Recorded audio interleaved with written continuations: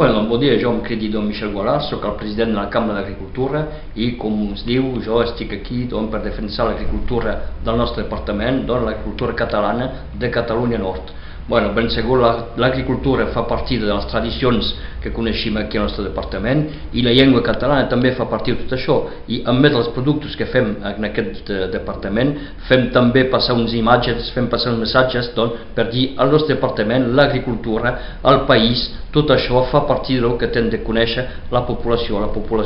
és local, ben segur, però els turistes també que venen a veure's aquí als Pirineus Orientals. Això fa que la crida que es pot fer és que tots junts tindrem de defensar la llengua catalana, el país català i l'agricultura catalana. I quan tot això serà comprès per tothom, penso que haurem guanyat una gran partida que hem menjat fa temps ja.